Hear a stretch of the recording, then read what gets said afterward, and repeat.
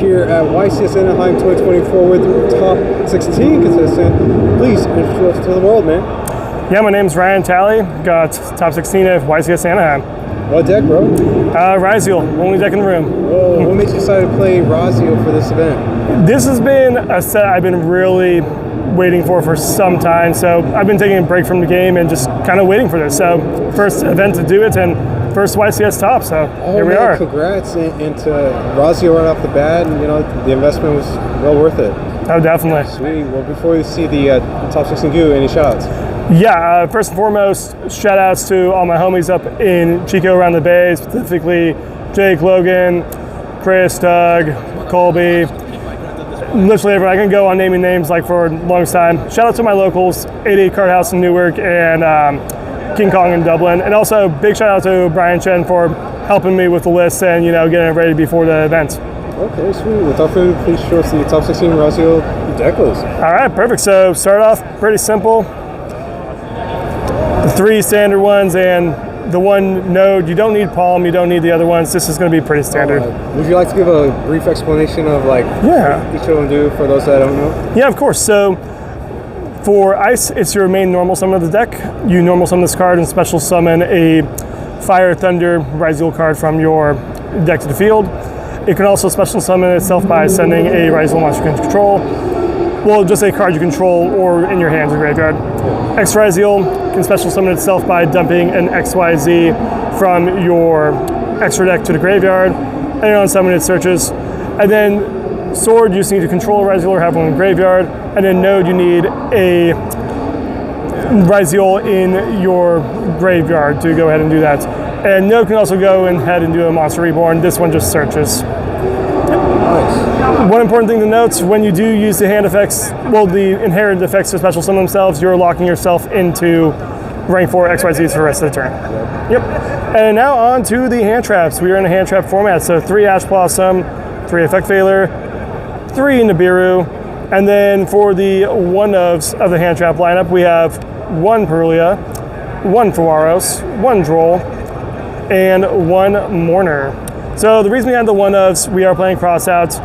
In testing, I was originally playing 3 Fuaros, and it's great when you go second and lose a die roll. It's horrible when you win and start drawing these off of your draw engine. So it's a great decision at the beginning to go ahead and just keep these at a 1-1 ratio.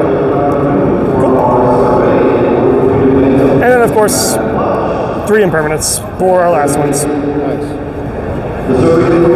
Let's go off into the spells. For your Ryzeal spells, 1 plugin, 1 cross. Pretty standard. This is your main protection against Nibiru, hand traps. You can go ahead and negate that resolution. Of course, this lets you extend to other plays going forward. Then we are running 3 Bonfire, 3 Pot of Prosperity, 3 Triple Attack, and 3 Crossout Designator. I really just want to maximize consistency of the deck. There are hands that are absolutely unplayable, like my last round of the tournament, but really maximizing on 3 Pot of Prosperity. Both sides you can take 1 out or take 2 out, whatever works for you.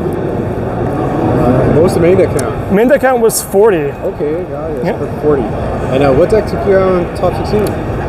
Tempi. I went ahead and went first both games, drew unplayable both games, and he saw more than 1 extender, so great guy though. Hope he goes on and wins it all. Okay. We'll go ahead and just jump into the extra. So 2 Duo Drive, 2 Detonator, 2 Aggregator. These are 2 as I decided to play. Some people just, in case we saw a lot of Fiend Smith cash running around, we're opting for maybe a 3rd Detonator or a 3rd Duo Drive. I thought it was consistent enough where we just really need 1-1, and if one got taken out by a Cashier or Unicorn, it was fine. Brief explanation on this one? Yeah, of course. So Ryzeal Duo Drive on summon, you can go ahead and attach a Ryzeal monster in your graveyard to it as material.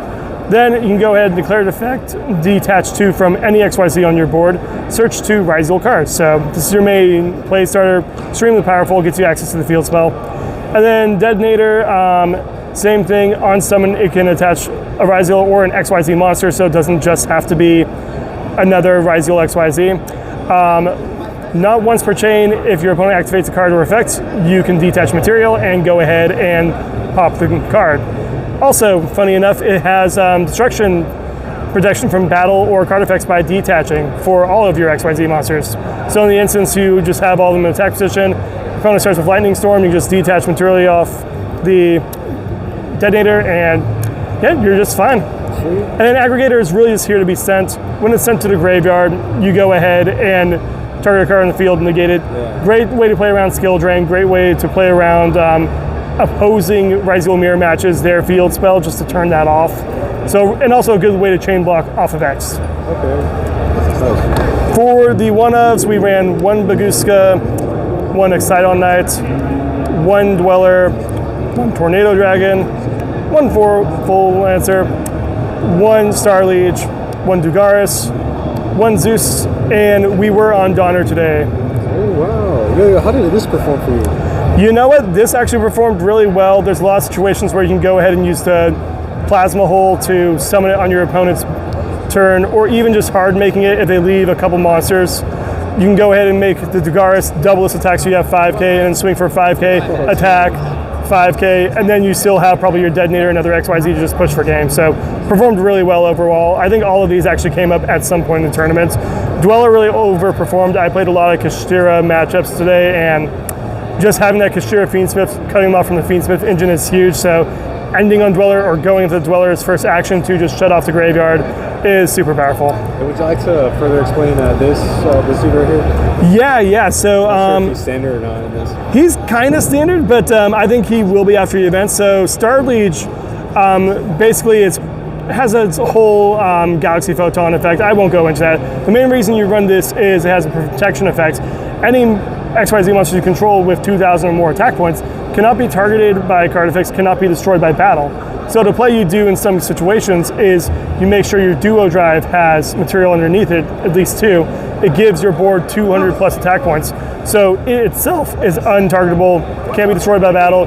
You can literally end on this Baguska and duo drive, and now unless your opponent has Droplet or Book of Eclipse, it's their only outs to the board. Yeah. Thank you. Came up a couple times, came up in Top Cut as well, so trade card. Only one I didn't end up really using was Zeus, but it's a nice to have. I like Zeus. We all love Zeus. And it's my only ulti and shiny card in the deck. Moving off into the side cards, we have the rest of the Molch armies. Like I mentioned before, we decided to not main deck more than just one of each, but we did want to have more draw power going second, especially into the Malice matchup. And then for the Malice matchup, 3 Lancia. I only played Malice once in round 9, undefeated to Jabil. Shout out to him. He destroyed me. Definitely check out that profile when it comes out. It's going to be pretty cool. Other cards. We were on Ultimate Slayer. The reason for the Donner in there, it's a great way to go ahead and play into not only Malice, but other Link strategies, whether that be Fire King ending on a Link monster, maybe even just getting rid of an annoying SP. It's really helpful. Honestly, with the amount of Ryzeal I played, I probably would have swapped this into Book of Eclipse or Forbidden Droplet, but it still came up a couple games. And last couple cards, of course, we had 1 Harpy's Featherstorm. This is great for Duster, great for going ahead and just clearing back row if you see it, but more importantly, I would side this in going first as a crossed out target. The field spell is one of the things I want to protect, and a lot of people were on this today, and it came up multiple times where, okay, Duster, and just you chain that and they kind of sit there staring at their hand. So love that decision. And then we did side Plasma Hole. The decision to side Plasma Hole was really because you play 3 bricks in the deck right now. Adding this into the hand is just a 4th brick, and with 22 non-engine, there's a good chance you just play a hand you can't play. So cutting this out just kind of raises the percentage of you actually being able to find your starters. Yeah. And if you don't know what Plasma Hole does, you can go ahead and target up to the amount of XYZ monsters your opponents that you have and cards your opponent controls, destroy them, then attach a Ryzeal card from your graveyard to an XYZ monster you control. Then in the graveyard, you can go ahead, banish it, quick effect, and XYZ summon using monsters you control in the field. Okay. So really powerful. And it's the format we're in. This came up all day. The amount of mirror matches I saw was insane. And then even into your Tempai players, this is just a fun way to disrupt their strategies. Sweet. That's the deck. Again, congrats on getting top 16 with Ryzeal, man. Hope to see you again in the future. Hope so. Appreciate it. Until next time, everyone.